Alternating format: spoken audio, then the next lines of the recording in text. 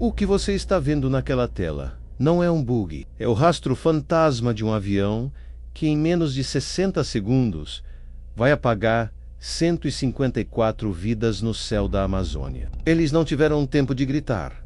Setembro de 2006, região da Serra do Cachimbo, um radar registra 2 aeronaves ocupando o mesmo pedaço de céu na mesma hora. Enquanto isso, num jato de luxo recém-entregue, 2 pilotos sentem um tranco seco na asa e acham que é turbulência. Aquele estalo metálico foi, na prática, uma colisão silenciosa, atravessando o corpo de um Boeing cheio de gente voltando para casa. Isso aqui não é só acidente, é uma sentença invisível construída por decisões tão banais que parecem mentira. Hoje a gente vai entrar num caso em que um voo comercial virou alvo e, quase 20 anos depois, o sistema decidiu que o tempo vale mais do que justiça. A segurança de 154 pessoas foi anulada porque alguém no cockpit de um jato de luxo decidiu esticar as pernas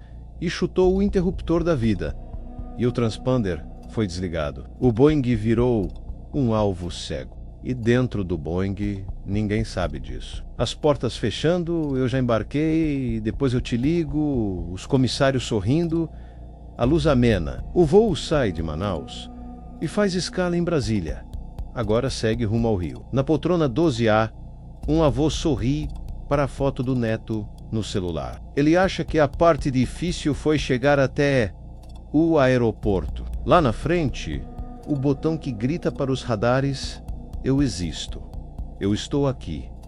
Acabou de ser calado sem ninguém repetir em voz alta. Enquanto o senhor da 12 ajeita o cinto, o Legacy cruza o céu como se estivesse sozinho.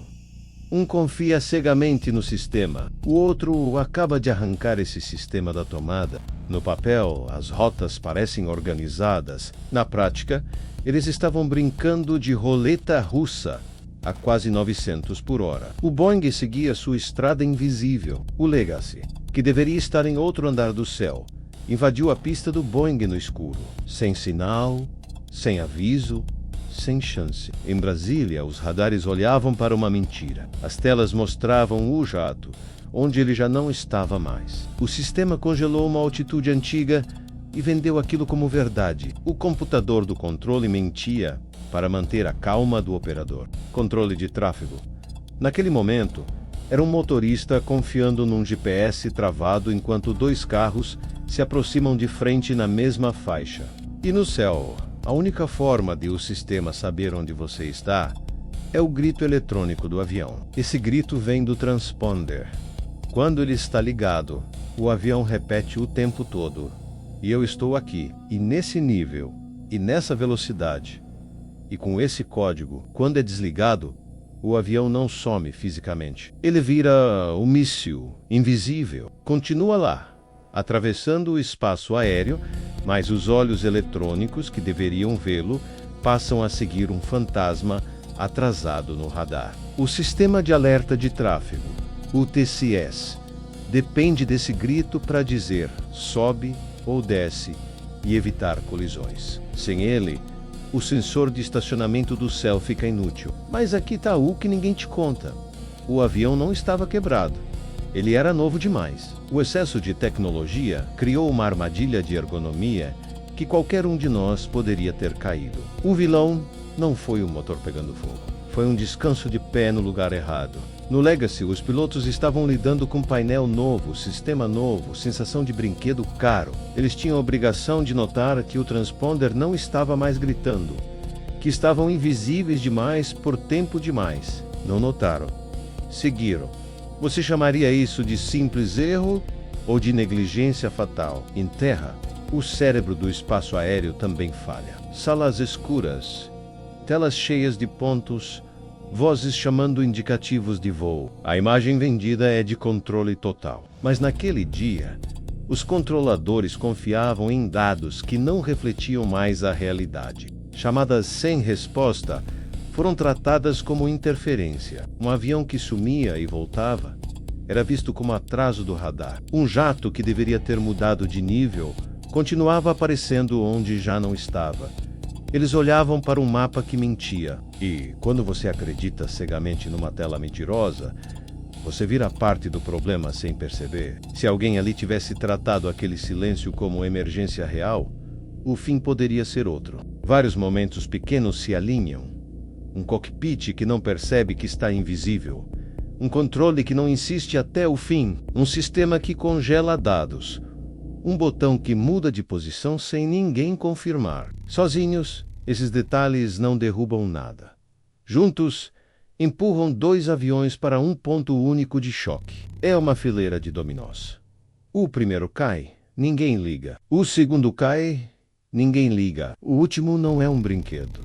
É um Boeing com 154 pessoas a bordo.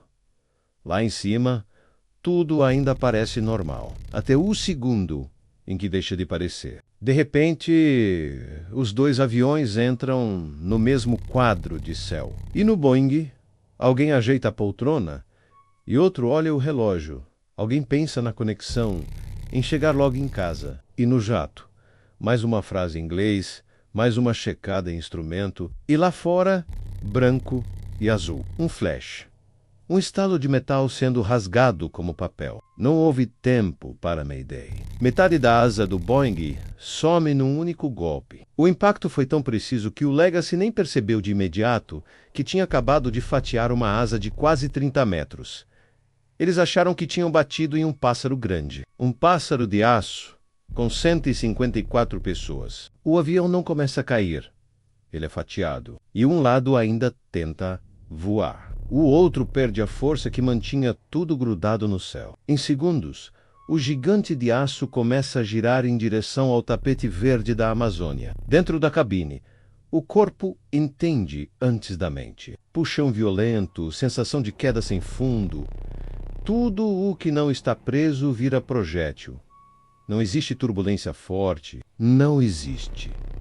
Já vai passar. No cockpit, instrumentos deixam de contar a mesma história que contavam um minuto antes. O nariz não responde. A asa não sustenta.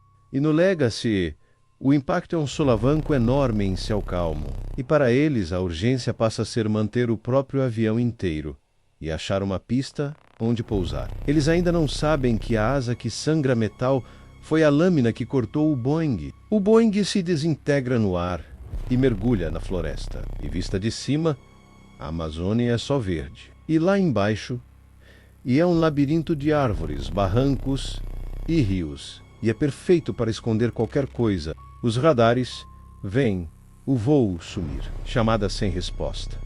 Helicópteros decolam. Coordenadas são cruzadas. Mas das alturas, tudo é igual.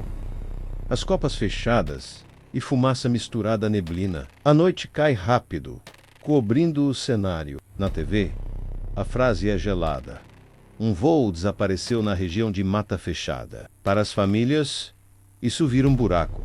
Sumiu, horas viram dias. E a mente começa a preencher o vazio com qualquer coisa. Quando um helicóptero finalmente avista uma faixa de árvores derrubadas em linha, é como olhar para uma cicatriz aberta no corpo da floresta. As equipes descem, a metal retorcido misturado a galhos, pedaços de fuselagem pendurados nas copas, fragmentos por todo lado.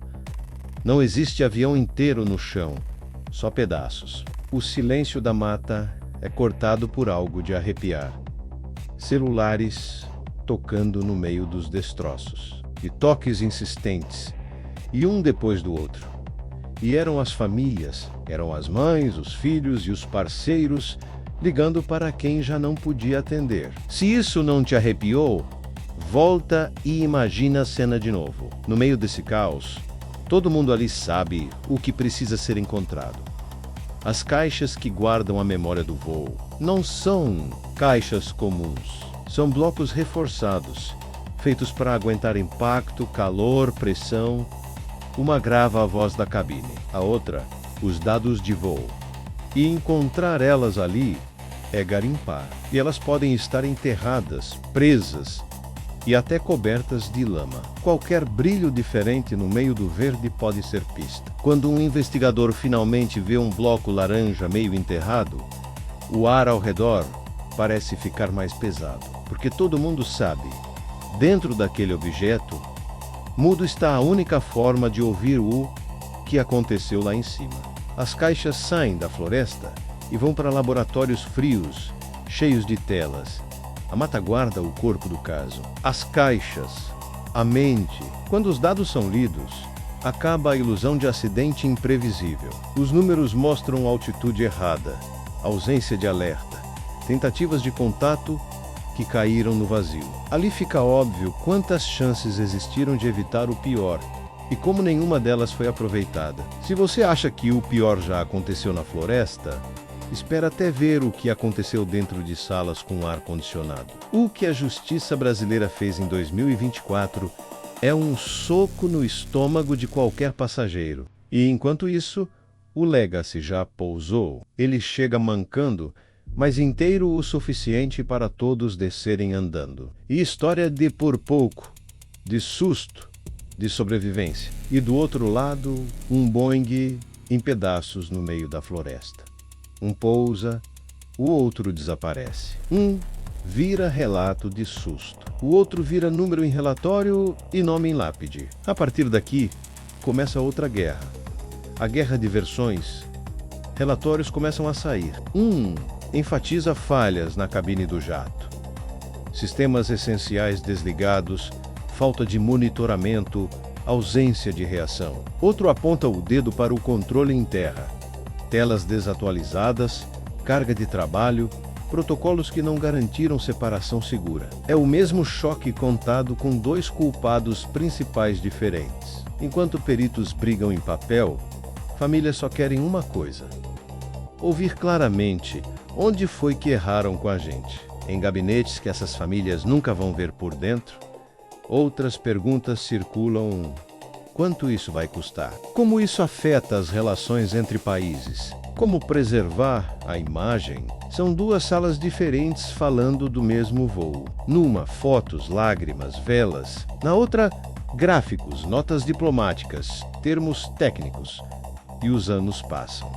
E o caso entra nos tribunais. Os pilotos, os controladores e responsáveis por setores de controle viram réus. E parece que, finalmente, alguém vai dizer em voz alta quem errou e quanto errou. Condenações aparecem. Mas com um detalhe: podem ser cumpridas fora do Brasil. Podem ser convertidas, podem ser discutidas por anos. Parece mais uma estratégia de amortecer o impacto das perdas do que de assumir a culpa inteira. Enquanto isso, as famílias continuam onde sempre estiveram, no lugar de quem perdeu tudo em minutos e assiste o sistema andar em câmera lenta. Até que vem o corte final. Junho de 2024. A justiça brasileira lavou as mãos e veio a prescrição. Na prática, passou tanto tempo que o Estado decidiu que não pune mais ninguém por aquilo.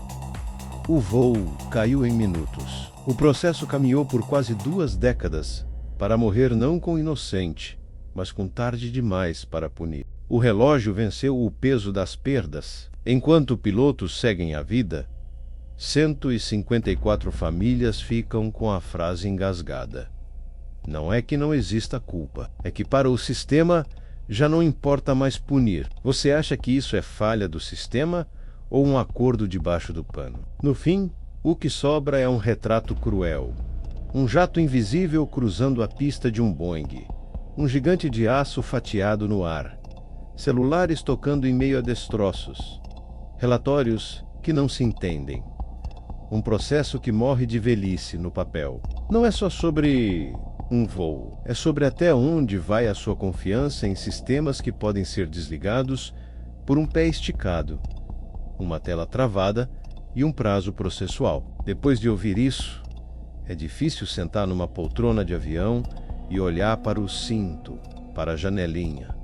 Do mesmo jeito, na próxima vez que você escutar a voz, calma, prometendo um voo tranquilo, talvez uma parte de você lembre desta sequência: avião fantasma no radar sensor, desligado roleta russa no céu, floresta engolindo destroços, justiça dizendo: chegamos, tarde demais. Me conta aqui embaixo.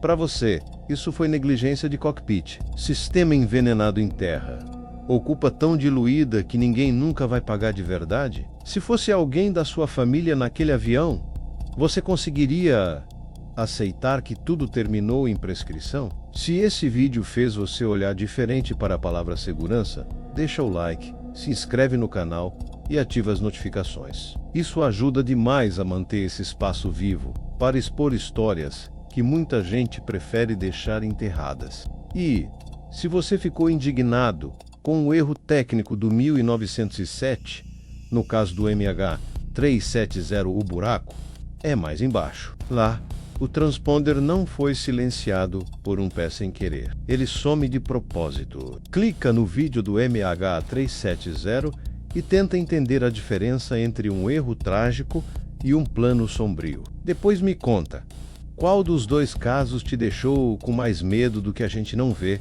quando o avião decola?